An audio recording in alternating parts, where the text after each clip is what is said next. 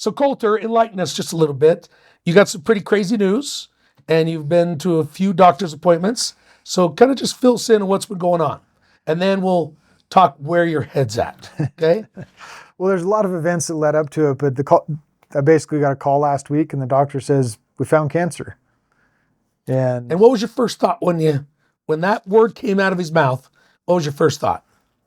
So I was actually sitting in a meeting when I took the phone call because I recognized the number, and it was just like the blood just drained from my face, and it was like, all right, we're in for it. Yeah.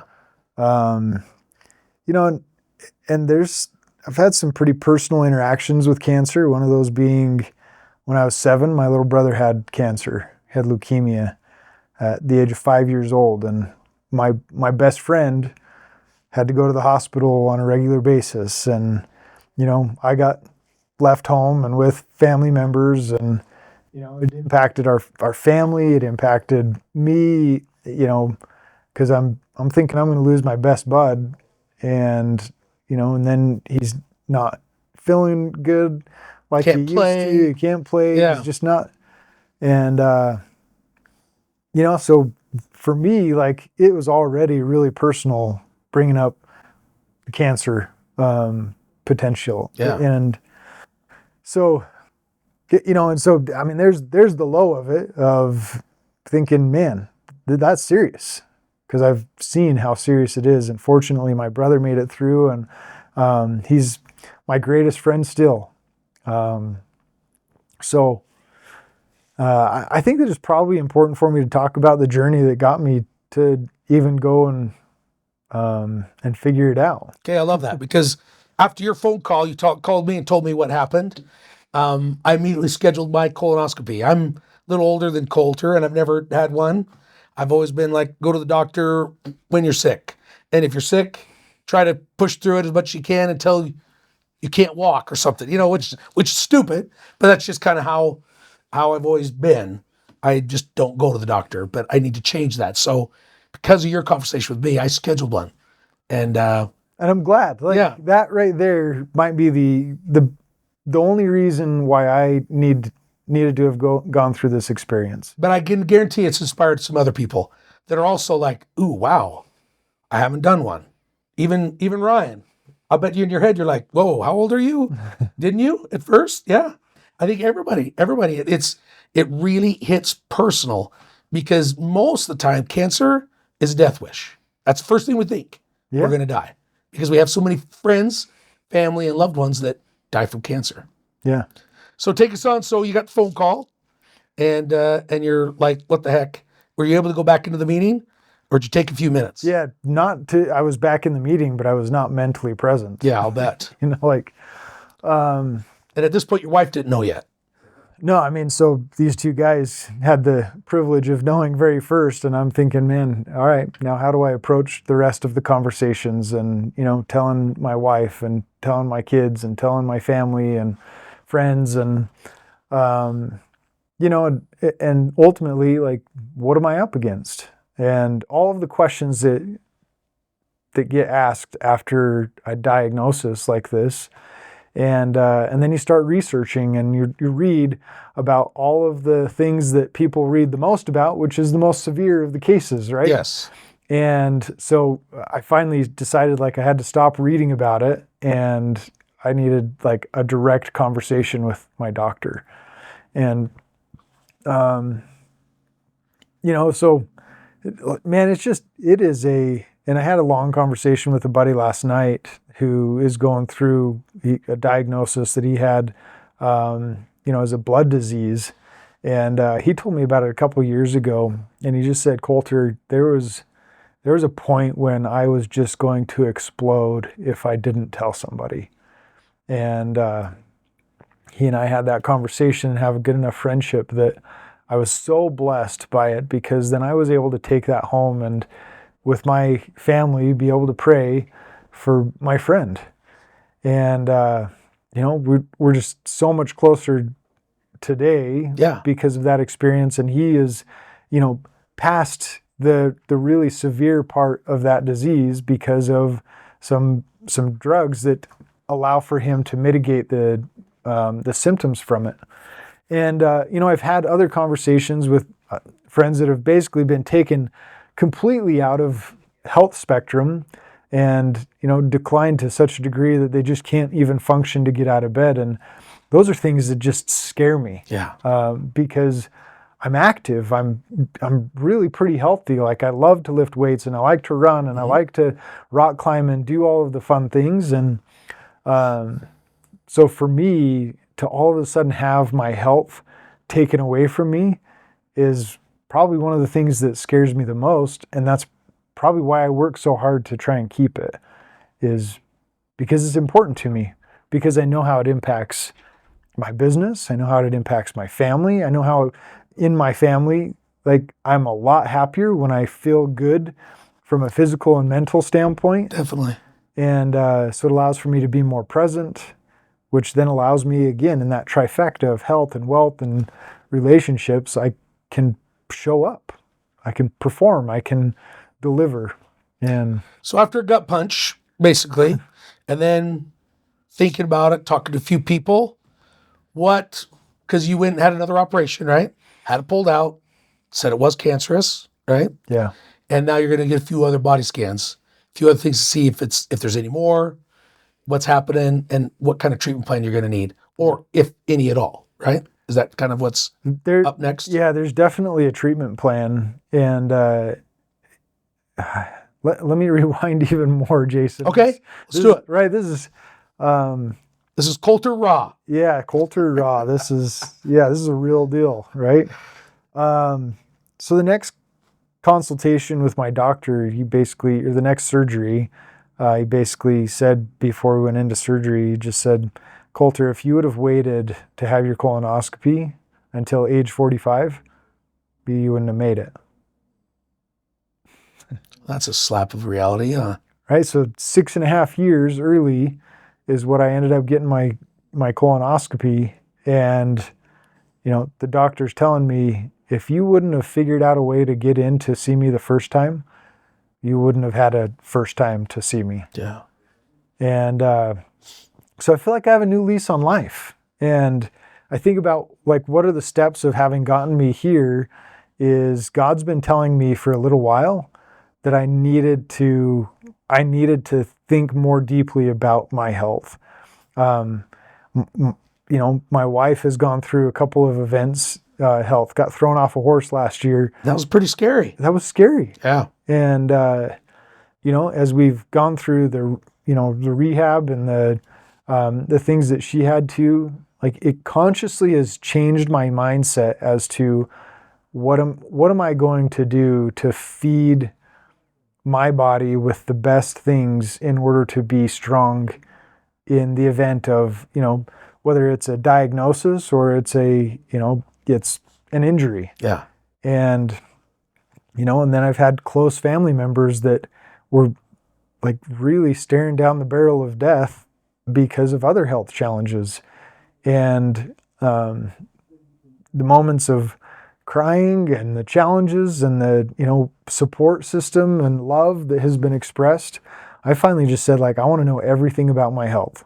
If there's anything scientific that I can understand about me and how my body works and how it responds to, whether it's supplements or it's foods or it's anything in that degree, like juice, I'm going to figure it out. Yeah. Yeah. And by going through that journey and then just, like, laying it all out on the table for my family doc, I was like, I want to know everything. I just want to know that I am healthy and I'm going to be around for a while. And for me, I was of the same opinion. I'm relatively stubborn. Like, if I feel good, like, no sense going. Yeah, don't fix what isn't broken. Yeah. And but we just don't know what we don't know. So true. And so as I went through and got that recommendation to get a colonoscopy at age 38, it was kind of like, well, I don't know why anybody signs up for that voluntarily, but that's where I was supposed to be. On January 31st, I was supposed to go in for that colonoscopy, have a cancerous tumor removed, and to go back in, the next week to have more of it removed. And now for me to be talking about it is, it's influencing other people to be like, okay, I'll go get it. Like, It's time. I've waited for an extra 5 years, and Which I shouldn't have. But no, I mean, but there's a lot of other people out there like me, I'm sure, that are just like, everything's fine. Don't worry about it. It'll, yeah, nobody in my family's ever had it, and so it's like, don't worry about it. But you got to worry about it because you got to love the people that count on you more than your discomfort of whatever it is you got to do to get something figured out. yeah, And I think that's where it's at for me. I've still got an 11-year-old at home and kids in college, and I want to be around for a long time. And it didn't hit me hard until you were like, dude, you need to go get that done. And I'm like, all right, I'm scheduling it right now. And I did. I called them. They're like, weren't you going to do this a little while ago? I was like, yeah, I know I probably need to get it rescheduled, but let's schedule it. I got to get it done. So they put me on, and I'm going in next week. So. And I'm really glad he did that. It's the best nap you'll ever get. Is it? Oh yeah, man. Like, and God just signed me up for a nap every 3 months. So he must know that I'm burning the candle at both ends.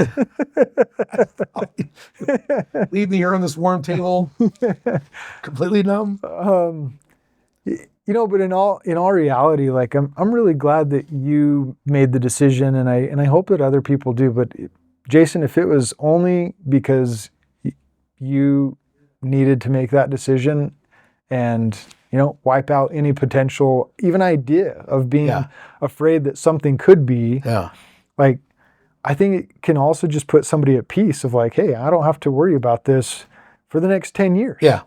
And for me, I get to worry about it for the foreseeable future. Yeah. And it would be selfish to me, it would be selfish of me, in my opinion, to not share with the people that I love and care about this journey I'm all of a sudden on, which is a total redirect from what I want to be. Yeah. But it isn't only my plan. God has a plan, and it isn't only up to me to And we're all intertwined in that plan. Yeah, we are. Yep.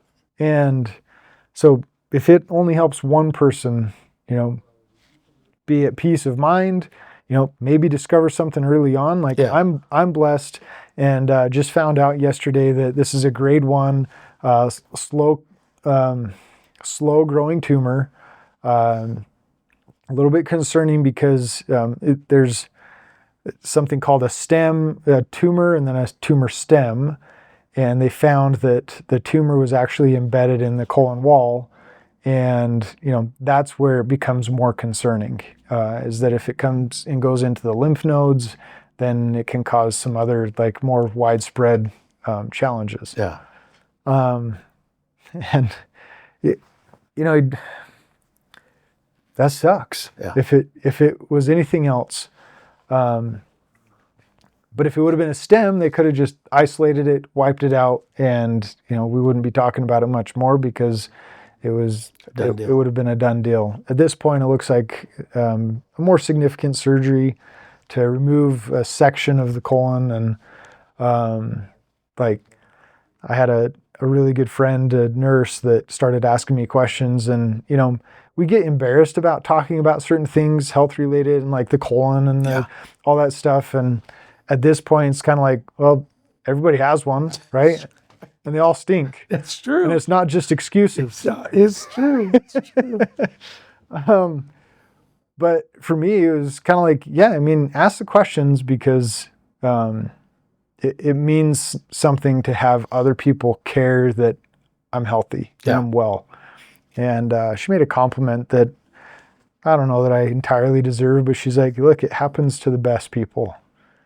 And, the best people deserve to know early on if they can prevent, bigger challenges. If I would have waited for a year or two, it would have been a lot more significant. And if I would have waited for 5 or 6, I wouldn't be here. See, that's why I'm going to live to be like 110, because I'm an a-hole, so only stuff happens to good people. They're like, don't even waste your time with animals. So I want to get to the next spot. So all this happened, everything's going on in your head, and you mentioned something right before we went on the air that you're like the wealth part.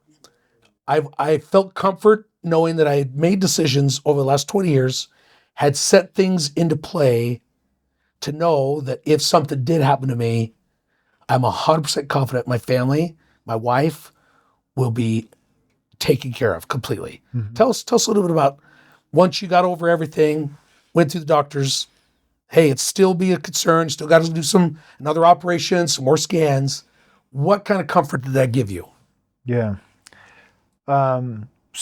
So first response, a lot of comfort from a financial preparedness standpoint. And I'm thinking about two events now in my life where it's kind of like God telling me, you need to think twice about this, right?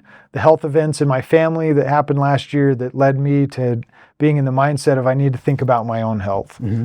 In 2010, it was a slap in the face saying, you just don't know what you don't know. And I lost a huge chunk of money to then have to figure out how to dig myself out of it and then put myself on a path that would allow for me to be financially stable, not just stable, but healthy. Yeah.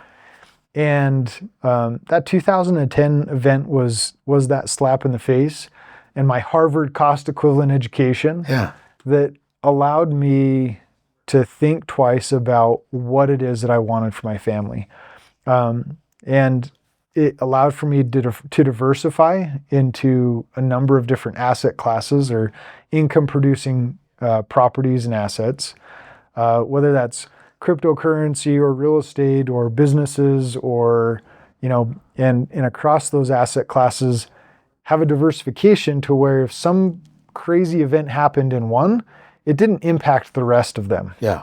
Now, obviously, we work to prevent any singular event that could wipe out any part of that portfolio, but they're isolated to a point where they're protected to be able to grow and pay off debts and function with a very competent team of professionals to take care of those assets.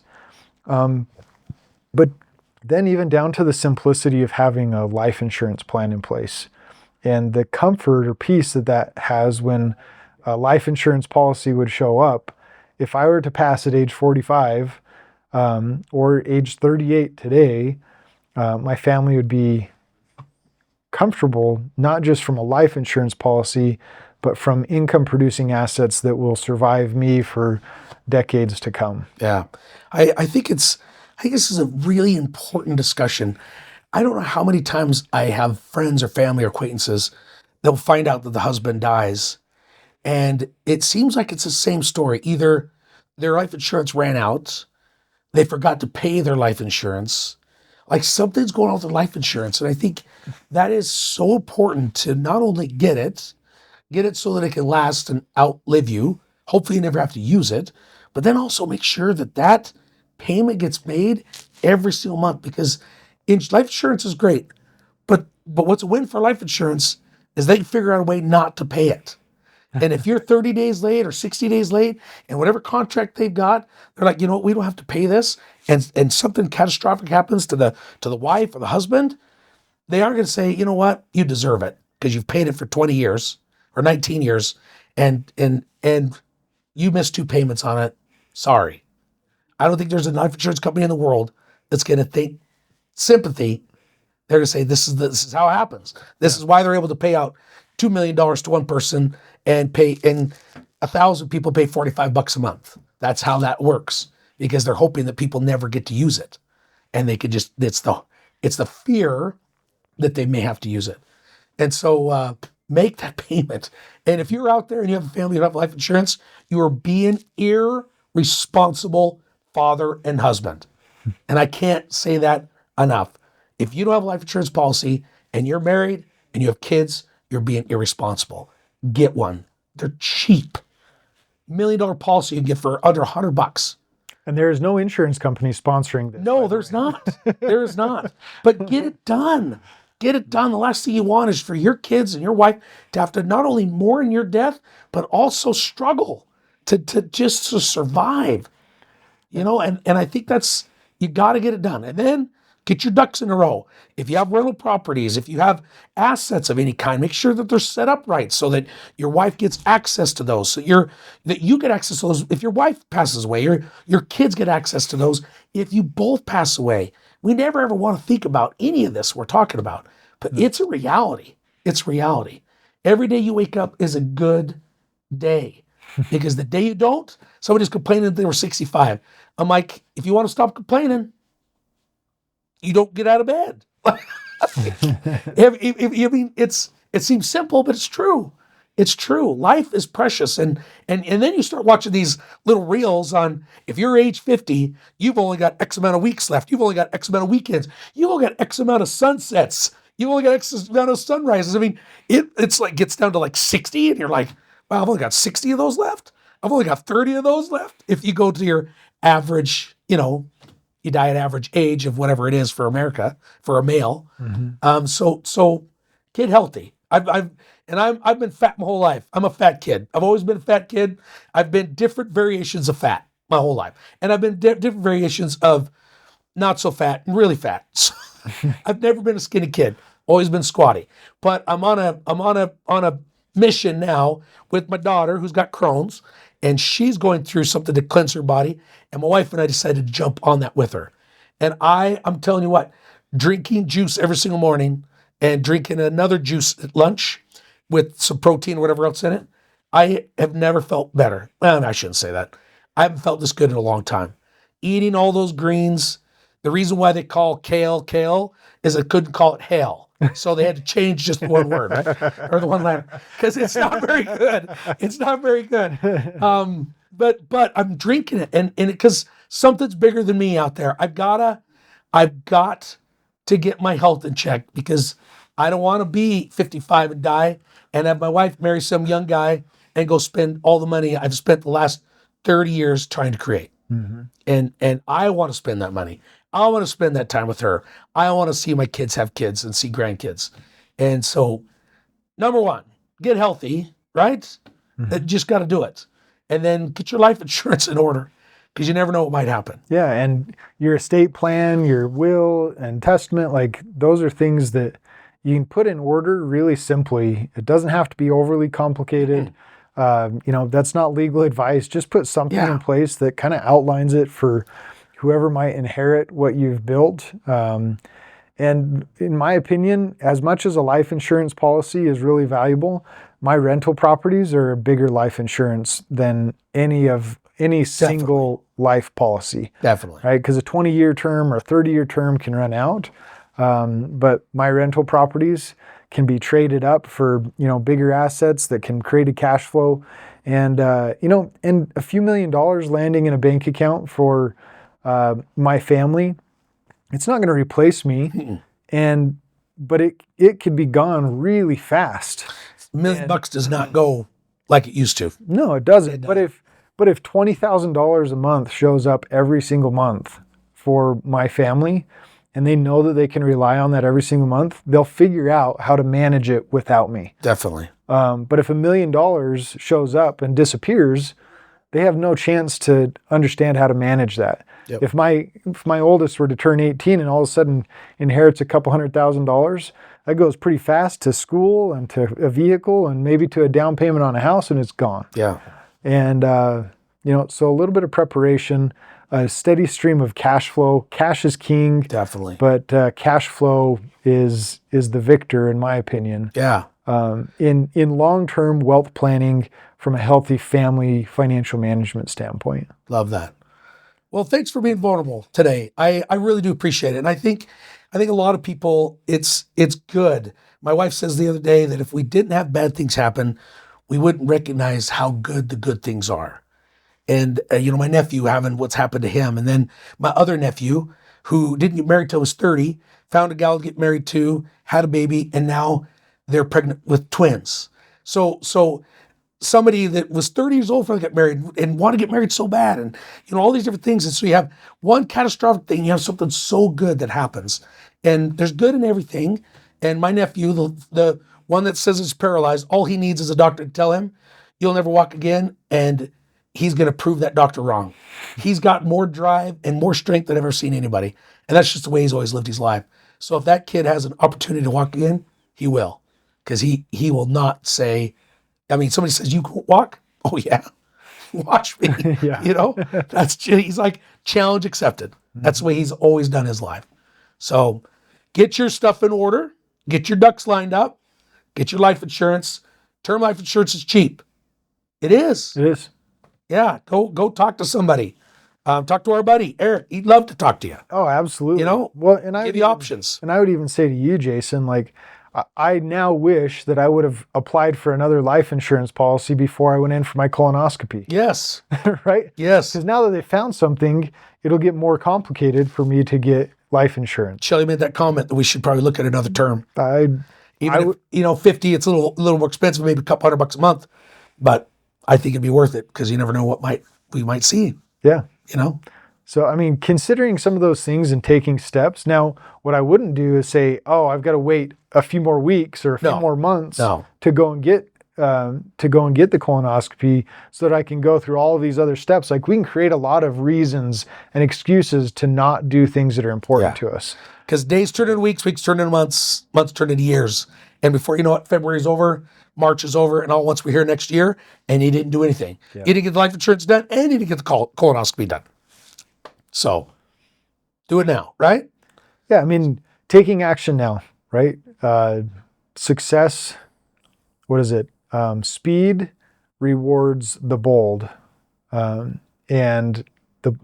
Boldness means that we have to make decisions, we do it quickly, and we do it with a conviction that just will not stop us from accomplishing and knowing what it is that we want, and we go after it. Yeah. So our 3 things we strive for: health, wealth, and relationships. So today was about health. So go get it. 100%. Thanks.